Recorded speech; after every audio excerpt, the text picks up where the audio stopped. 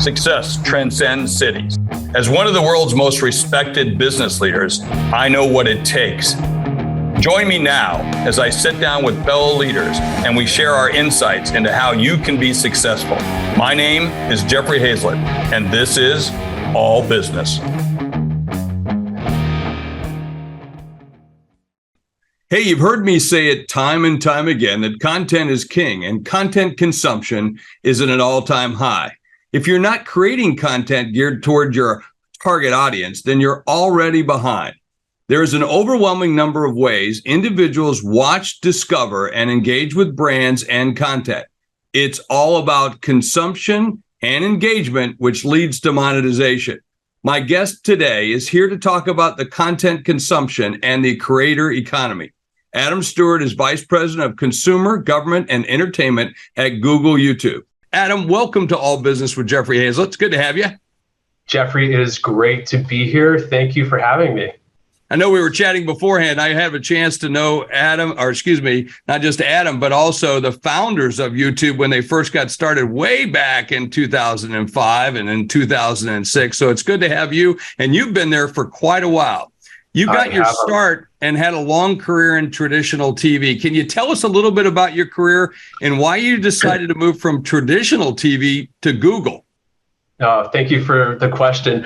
So I've had an opportunity to be a part of, I would almost put it as kind of two generational changes with regards to video. I joined the Discovery Channel back in 1991. There were 300 of us in the company at the time. It was one network at the time. We subsequently acquired TLC and then on after that. And I really had a front row seat to one of the dynamics that was really happening at that time, which was the rise of cable television.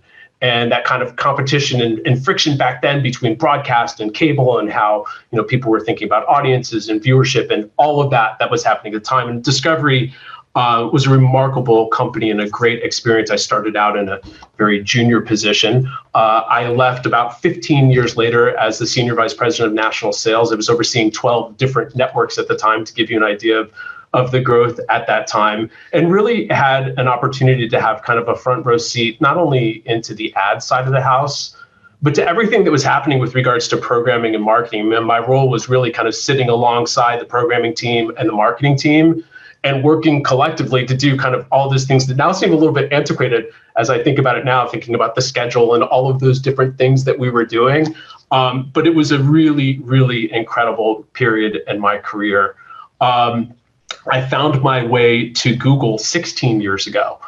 So not that long after the YouTube acquisition, and I came to run media and entertainment. And YouTube was really the thing that pulled me over here. The idea, Google at that point, primarily text, media and entertainment, sight, sound, and motion. So the opportunity to really build that business here and be a part of it, and really kind of be there. You mentioned Chad, really kind of being here at the beginning. And that also was just an incredible period of time. And we had a lot of fun and still do, but a lot of fun really kind of expanding out YouTube and thinking about the different things that we could do, particularly with media and entertainment, and really, the beginning of TrueView, all of these ad formats that, really people thought were crazy at the time, but now exist today, still today, and create a tremendous amount of value. So I've been fortunate. I've had kind of a front row seat to two different changes, from kind of the more traditional linear side to where we are today, and then from broadcast to cable.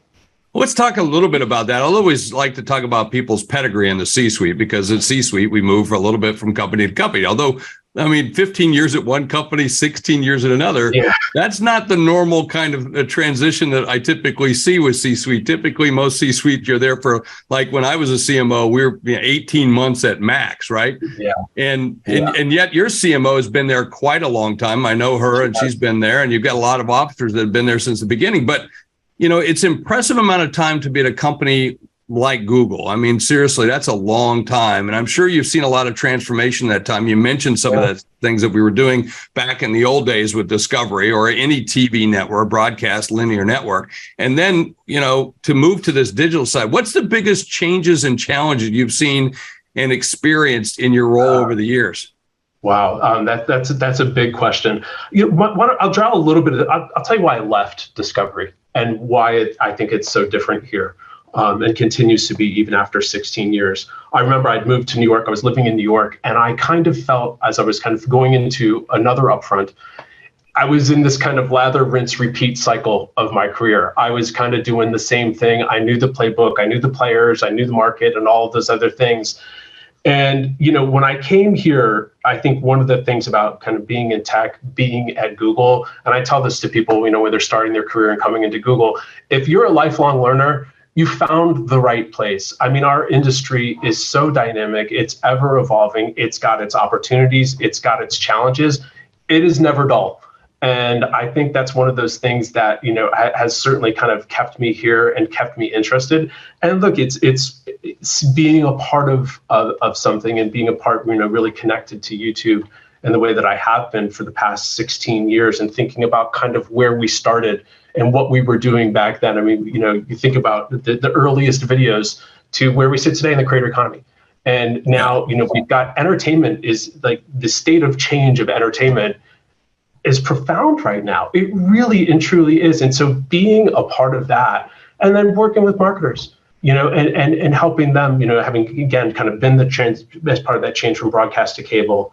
And now what we see right now, and everything that you point to, you kind of talked about this, I think, in the setup, just in terms of video choice and what's out there for people, like being in a front row and participating in that and help create it is remarkable. Yeah, you can think about the changes. Back then when I look at YouTube, it was all about cat videos, And today, I mean, look at the commerce that you're driving today. I mean, it's a massive change, And you mentioned the word upfronts, which are now the new fronts, right? And because they've just changed, the old way of doing thing isn't the same way. And even people talk about video in different terms. For instance, I hear people talk a lot about a video podcast. Well, isn't that just TV? I mean, how do we get people to start to understand that this is a whole different world? And really that entire pendulum, right, Adam, has swung from what we considered to be famous in TV. You had to be on broadcast to now.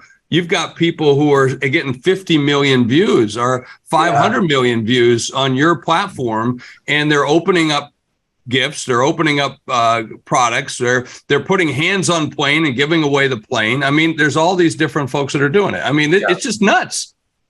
I mean, I think the thing, look, one of the things I think we know from the marketing side of the business for sure, you go where the audience is. Right.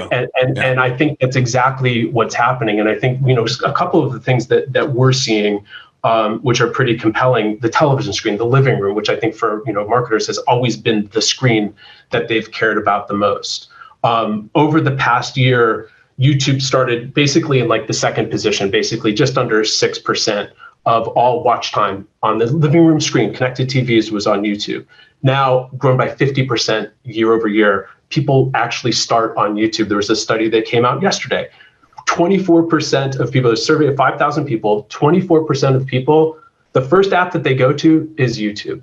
And I think I think it's really interesting. And it's not, look, YouTube is a collection of many, many things, right? If you go to shorts, right? We all kind of know exactly, what that is, that real short form content.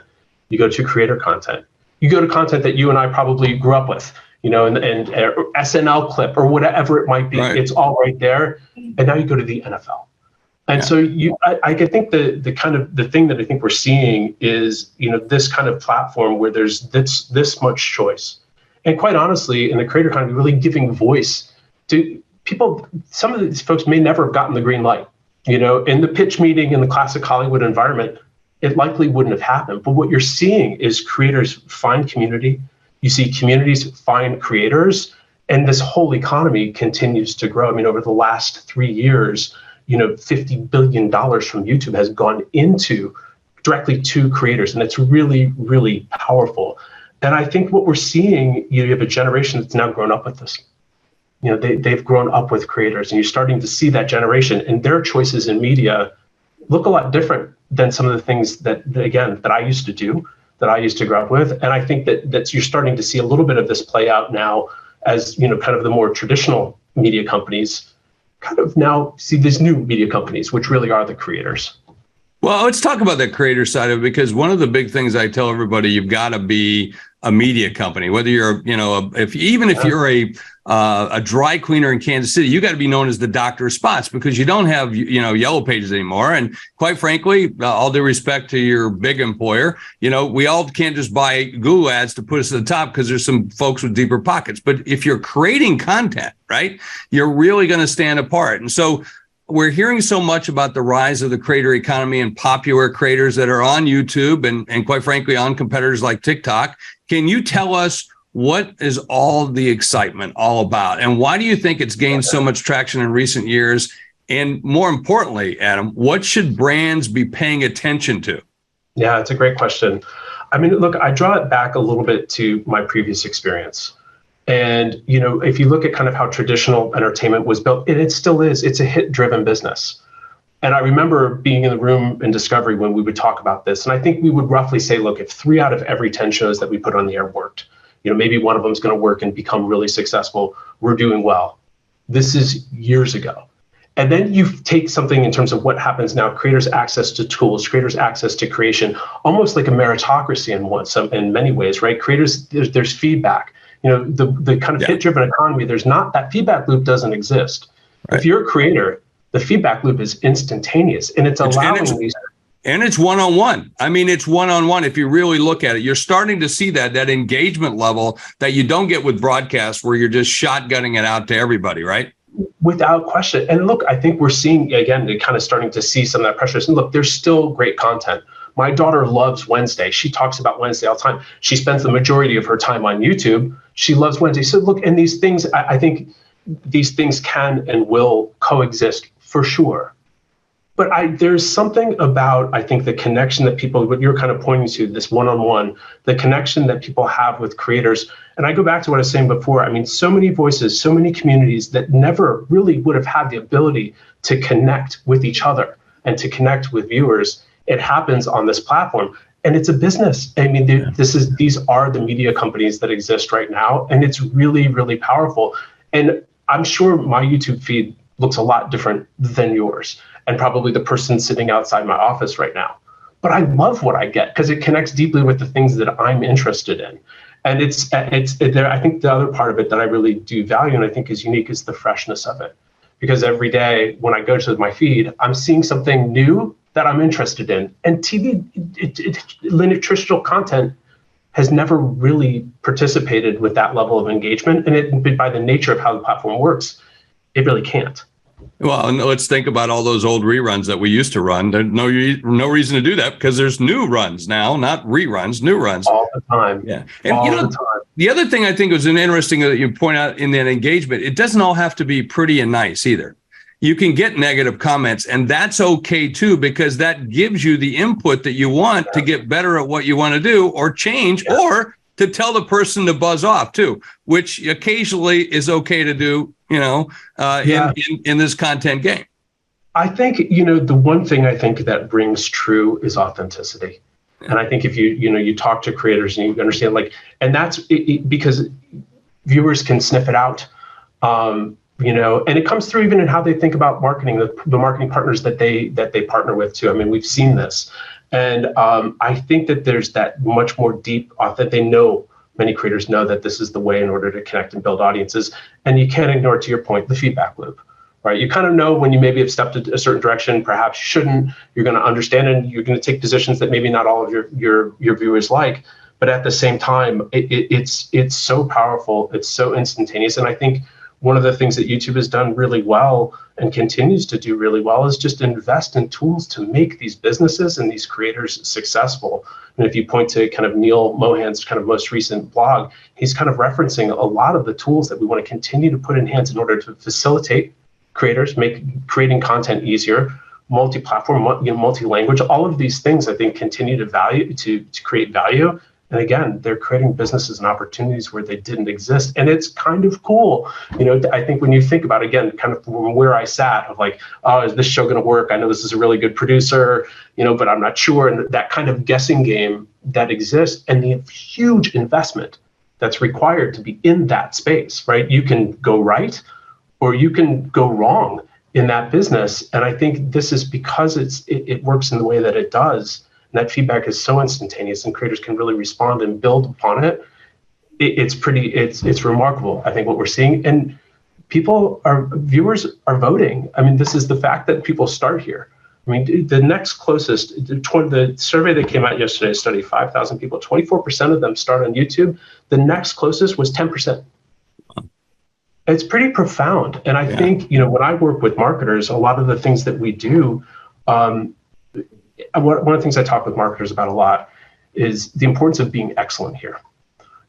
Because the shift is happening. And look, again, there's still tremendous value that's created on the kind of more traditional content side. And there's going to be the shows that we know and love. Those are going to be there. The SVOD business and the streaming business will continue to grow. But at the same time, this is a different environment. Understanding creators, understanding how they work, understanding how to think about your own creative in that environment. These things really matter. And what I've seen, working with CPG is a great example. Like, when we sit down and we really work with marketers in this area and really help them be excellent, we measure sales lift. Nielsen measures sales lift. And what you start to see is this kind of compounding effect of just adopting it and being smart in this space really start to yield tremendous ROI for our partners. And that's where, if I'm kind of from the ad community standpoint, this is where time needs to be spent. It does, because the consumers are here. So, Adam, I got another question. What role do platforms like YouTube play in the creator economy? And how have these platforms evolved over time to help serve the creators? Now, we talk about the brands. What about the creators, which can include the brands, right? But let's talk a little bit more about those creators that are getting that great content out there.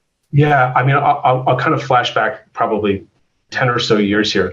YouTube's kind of early foray into kind of thinking about content for the platform actually really started from bringing some of traditional Hollywood over. And, I remember we did an upfront, kind of our first brand cast event years ago at the Beacon Theater, and we presented all this content. We worked with marketers to buy it. And to be quite honest, it didn't really work. I think it was not as successful as I think we would have hoped. But I think from that moment forward, to some extent, really from that moment forward, I think what we saw was that there was this other thing happening.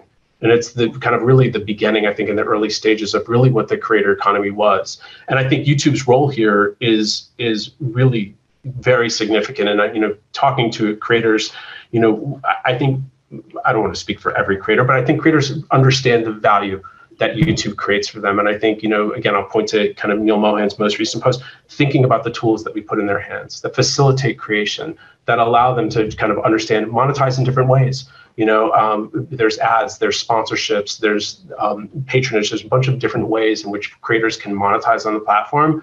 And I think as long as, YouTube is so committed to building this creator economy, that I think creators value being here as a result.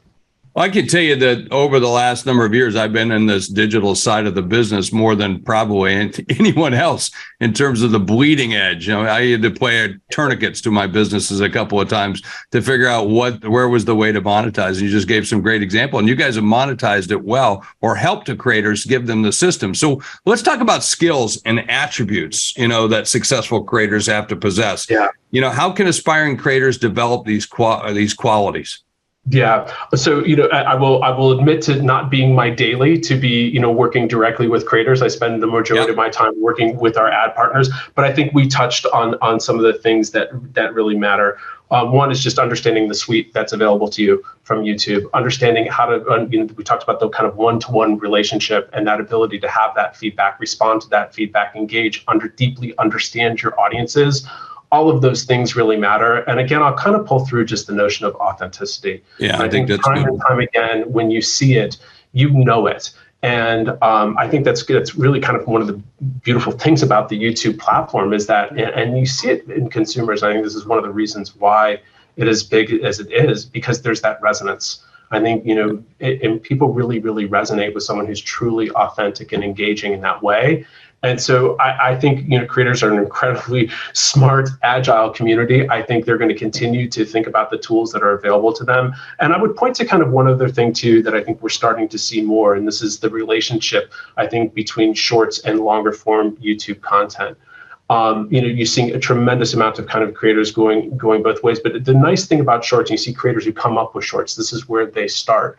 right? And oftentimes, I think one of the more unique things that creators have available to them on YouTube specifically is that ability from go to short form, and you find a creator that you like, and then you want to take something in that's a little bit longer.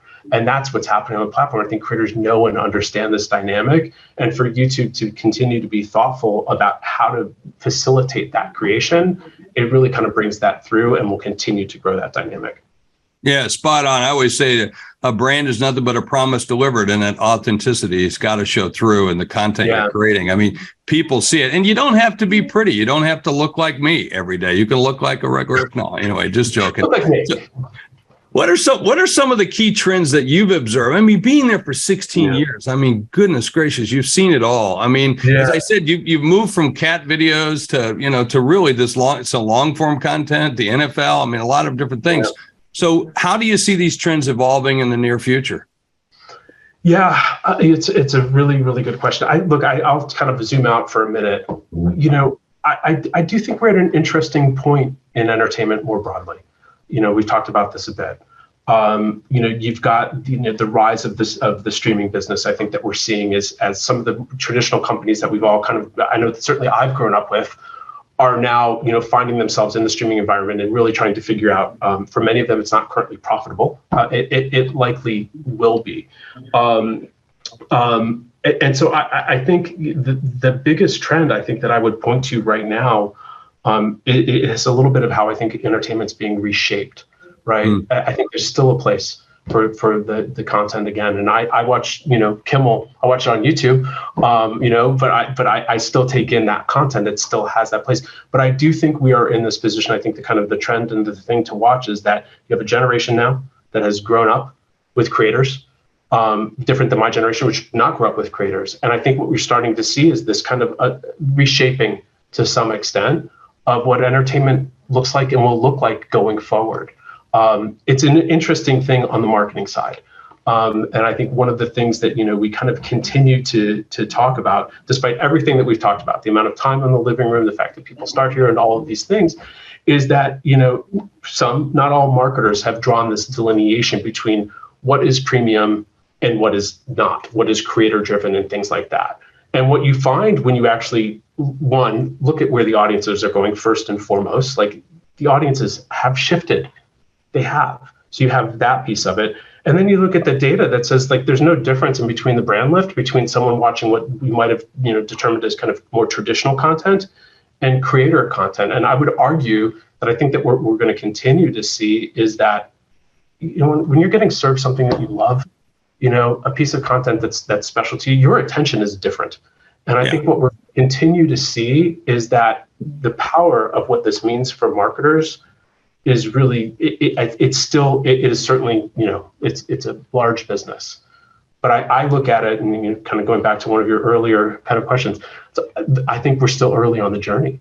I still think that there's just tremendous opportunity for people to truly, for marketers in particular, to unlock the power of what's happening here. And it's happening kind of not juxtaposed from what's happening on the traditional content side, because they all live to some extent on the same platform. But it's different, and it's a shift.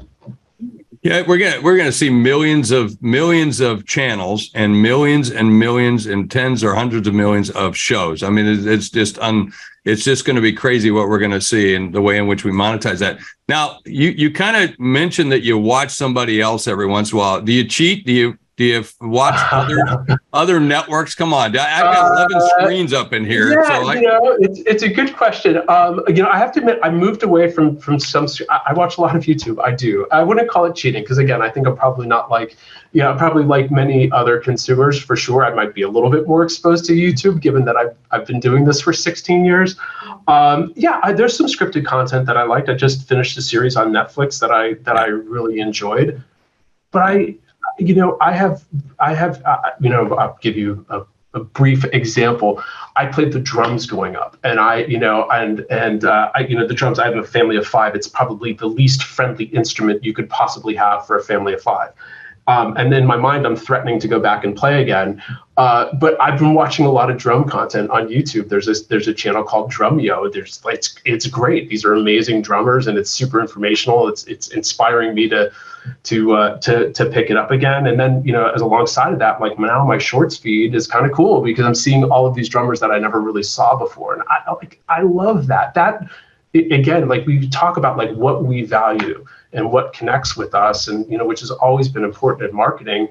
That's again just my experience, but there's obviously billions of others that are having the same experience. Well, unfortunately, Adam, as it always is with great content, it ends too soon, and that's one of the big things that we learn, not only here, but certainly in our talk with you. Even if it's great content, it could be shorter, it could be long. It's just got to be good, and that's the most important. So Adam Stewart is the Vice President of Consumer Government Entertainment at Google YouTube. And Adam, we thank you for being a part of All Business with Jeffrey Hayzlett right here on C-Suite TV and C-Suite Radio.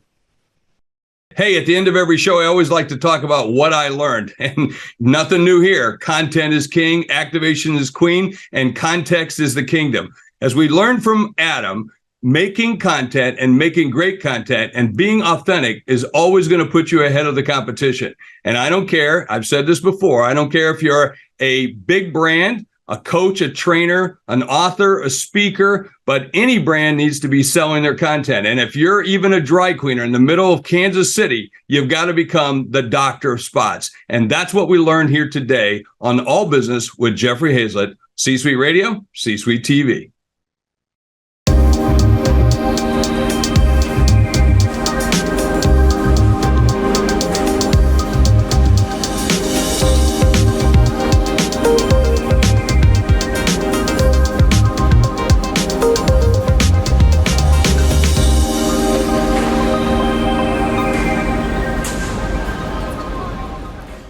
Hi, everybody, and welcome to Bestseller TV. I'm Taryn Winterbrill. We're here with Leah Woodford. She's the author of Lead, Share, Empower, My Strategies for Success in Life and Business. It's wonderful to have you with us. Great to be here, Taryn. So what struck me is the title, Lead, Share, Empower. Very specific words. I mean, there's a lot of words you could have picked, but it grabs you. So before we get into the material, tell me about the title. First of all, I lead a whole bunch of millennials.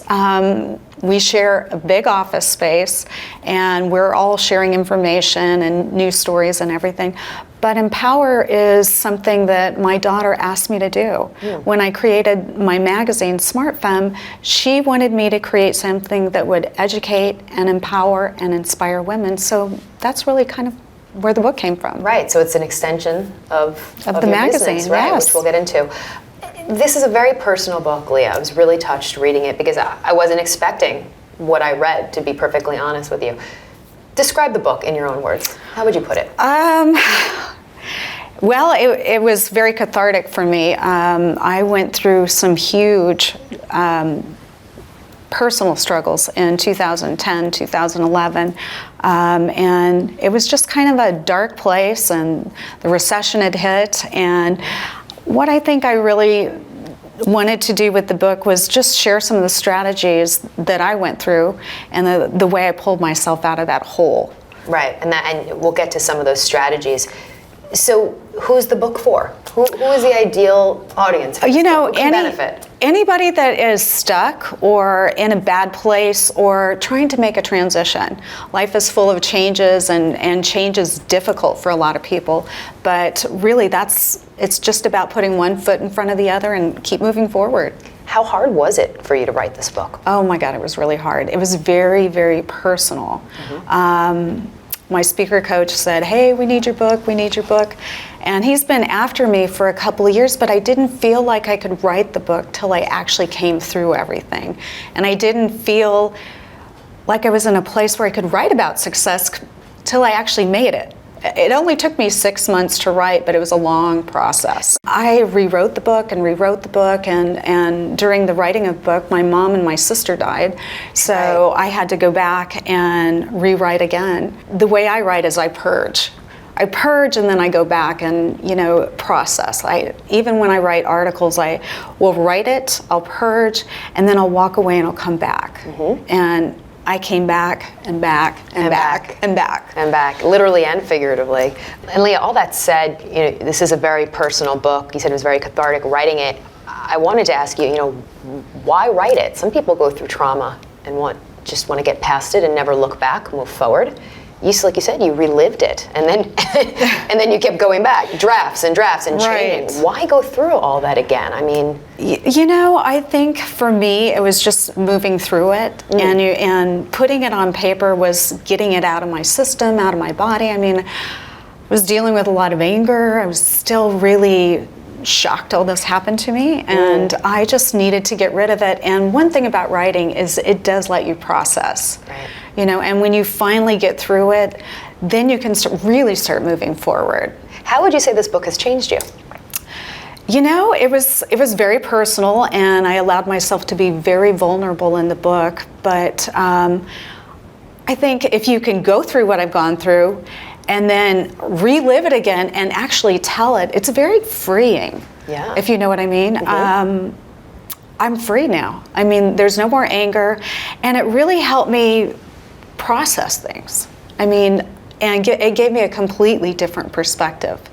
So that's really what it did for me. And I thought, after reading it again, I just thought, wow, okay, I think I finally said what I needed to say, and I can move on. Right, you're at peace with it. So let's just take a step back, Leah. I always like to know author's background, because your subject matter says a lot about what you do in a professional and a personal capacity, and you talk about these life strategies.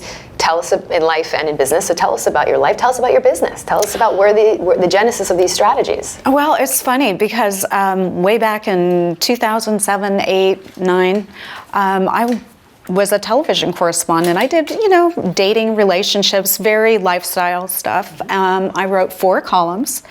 And my daughter one time, this was in 2009, gave me a call. She was in the rec room of her dorm, and one of my TV segments came on, and she just kind of called me out, if you will. She just said, Mom. Called you out. Yeah. That's very different from calling you, right? Yes. Well, she called me and then kind of called me out. She goes, Mom, she says, I am married to my education, and most of the girls I go to school with have no idea what they want to do, but they can describe every single second of their wedding day. And she says, your segments and your columns are perpetuating the Cinderella syndrome. And she goes, it's not congruent with the way you raised me.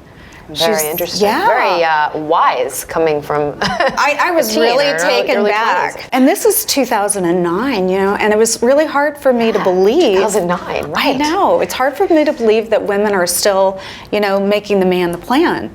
But they were, and I knew that really because of all the columns I wrote. And my Dear Leah column, I can't believe how many women would just write to me about relationship struggles and what they were looking for. You took that conversation and it was an aha moment. What did you take away from it? I raised her as a single mom, and although I studied journalism, I never did anything with it until my 40s. I sold software, I'd been in mortgages, I've always been into sales. So it wasn't something she was ever exposed to growing up. I really was a single mom, had a car payment, mortgage, and that was my life. And I really focused on that, and I was gone a lot. Because I was a single parent and I didn't get child support. My boys have never seen their dad, so I really worked very hard, and that's how she saw me.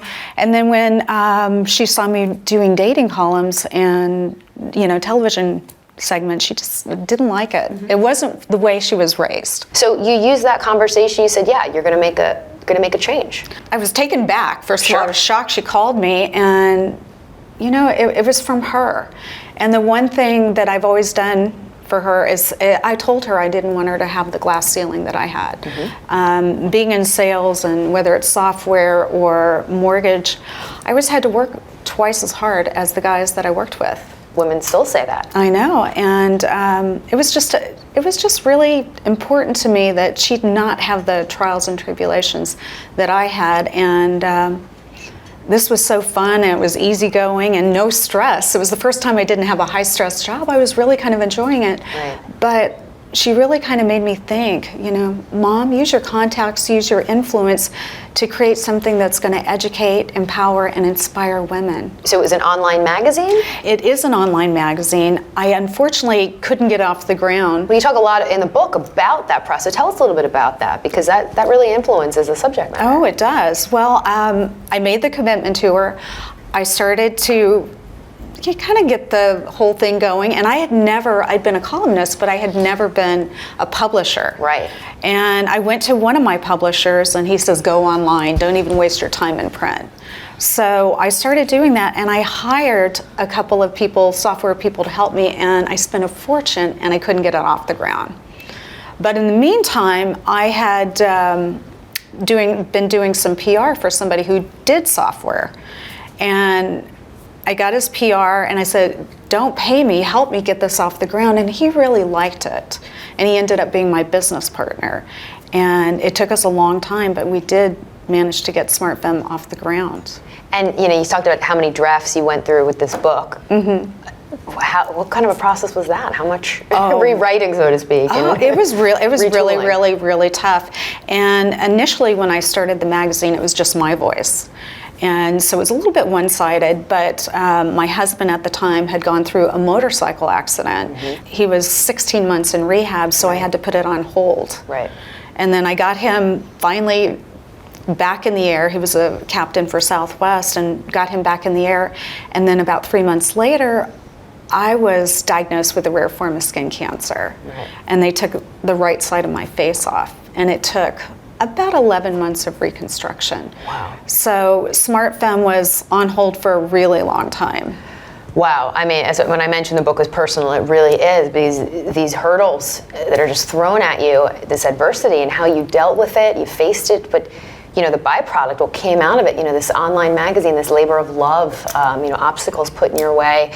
And then from there, you segue from being a columnist to a publisher, now to a book author. So it is quite the journey. So let's get into some of these strategies, Leah, because they're unique. Given what you've gone through, you have a very different perspective, and that's why your strategies are different from some of the other books we've read that talk about life strategies. But everyone's life is different, as you'll see in the book. Flashy titles, they're cute, great little sound bites. I like the one that says, "Your attitude determines your altitude." That's true, though. I saw that. I'm like, what does that mean? You have to have a positive attitude on everything. I just believe, and we all know those people that are toxic, and it's easy to be in that place. So whatever you decide, every day you get up, you make that decision whether it's going to be a good day, whether you're going to be happy or not. And I think just putting a smile on your face and just keep moving forward, that's all you can do sometimes. And that's all I literally could do back then. Wow. What do you think is the biggest lesson you took away from that time in your life that you then put in the book? It's been kind of surreal for me. Sure. I never in a million years thought I'd be back on camera. Mm-hmm. I mean, they took my face off. Right. I mean, it was 6 derma closures, 4 flaps, 2 skin grafts. Wow. And 11 months of reconstruction. So I never thought I'd be here. Well, that aside, I mean, something that just has to be said, you're gorgeous. You would never know. That's why I was so shocked, like I said, reading the book and seeing this picture of you and seeing you in person. I'm like, no way. Way. I mean, and you talk about it in the book, but it really is, it's extraordinary. It's really something. So it just, you have these moments in the book, and you sit there and you go, wow, Well, I'm hoping what you've been able to do with it. I'm hoping that it will inspire women. Yeah. One of the things, when I was going through this, I was 49, I was about to hit 50. Right. I got served with divorce papers. I didn't have a face. Right. It was a really dark place. Oh. And I had some really dark thoughts. Yeah. And my business partner flew me out to New York, Long Island, and he said, we're going to focus on SmartFemme. You made a commitment to your daughter, and you're going to keep it. That's the name of the business? Yes. SmartFemme. Was it hard to come up with that name? No, 15 minutes of bantering. I knew that I wanted something that was fun for women and very enlightening, but we cater to the smart girls. It's great. We cater to the smart girls. It's excellent. One of the other strategies, without giving them all away, you say, you're right, you can't find the answers. Maybe you're asking the wrong questions. Was that what you were doing? I really was. I was looking for answers that I couldn't have, and then I just kind of backtrack a little bit. It's like, okay, maybe I'm thinking this wrong. I tend to overthink things, and sometimes you just have to let them go. And again, backtrack and ask a different question. We talked a little bit off camera. You said following your passion is important. We've heard this before, but it's your why that makes you follow through. It's your why. Who is your why? What do you mean by that? Well, why? Well, first of all, why isn't it your what? Why isn't it your why? When your passion becomes your job, then it's a job. Right. And sometimes it's not fun anymore. So you have to have a why. My daughter is my why.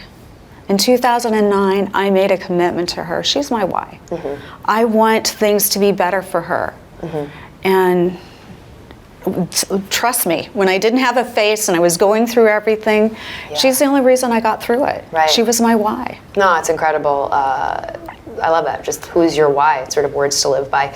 And Leah, lastly, the other one I really enjoyed, aside from who is your why, who you hang with. So true, so true. When you're going through trials and tribulations, cancer, for instance, it was shocking for me. The people that I thought would be there for me weren't there. Yeah.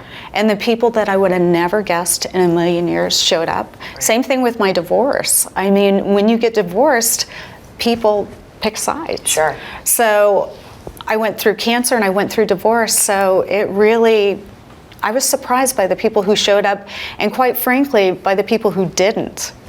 And it struck me, and I felt it needed to be in the book. Yeah, it speaks volumes, but it's just these life lessons and these life strategies that you've experienced. People can read this, apply it to their own lives, their own adversities, and it's really inspiring. So I just want to say thank you for putting this into print. It is very personal. It's hard to talk about it. You can just tell it's hard to talk about. It's hard to write about it. So bravo. It's very personal, but I'm hoping it'll inspire somebody else. Absolutely. Help them get unstuck. Sure, and find their why. Right. Thank you for being here, Leah. Thank you. And if you'd like more information on the book, just go to our website. It's c-suitebookclub.com. That's c-suitebookclub.com. I'm Taryn Winterbrill. Thanks for watching. We'll see you next time right here on Bestseller TV.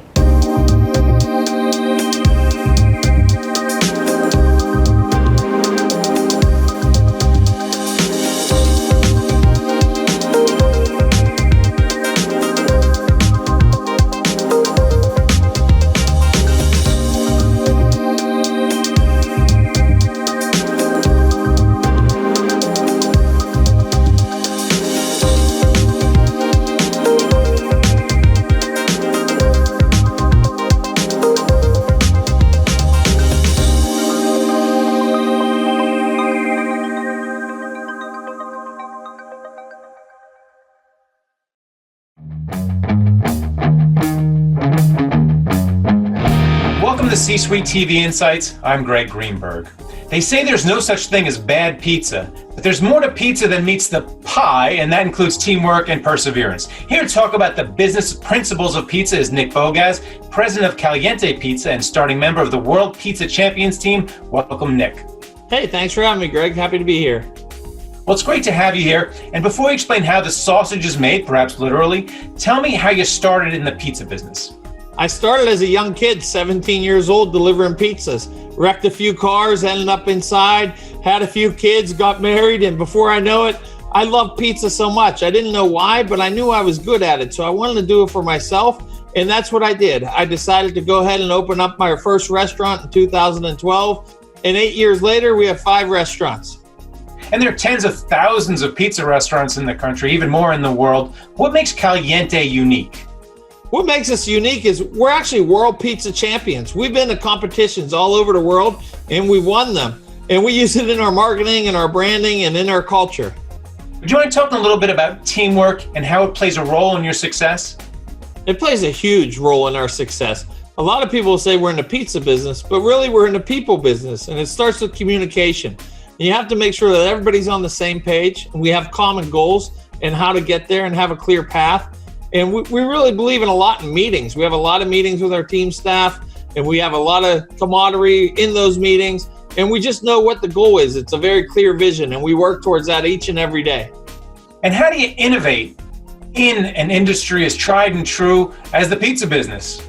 You have to be able to adapt. You have to be able to move and be able to think what's new. And I think another thing that's great in this industry is there's so many pizza operators across the country that I've become good friends with. And in this industry, we do actually trade secrets. You would never think that a pizza guy would hold it close to his vest, or maybe you think it's his grandmother's secret recipe. But in our industry, we do share our secrets. We want each other to succeed because we believe in the pizza industry, and we're stronger as a unit than just one guy in Pittsburgh or one guy in Oklahoma. We're stronger when we're all together talking on the phone and keeping in touch.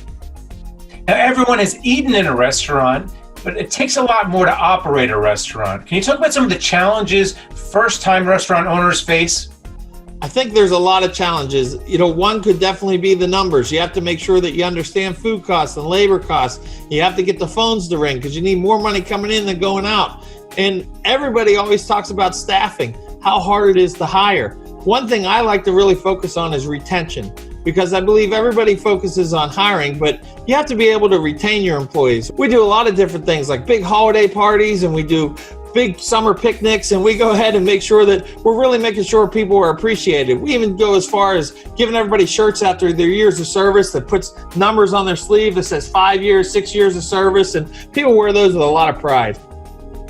So how has your business changed due to the pandemic? I know people are ordering in more because they have to. They can't eat inside restaurants. But how have you changed your operations due to COVID?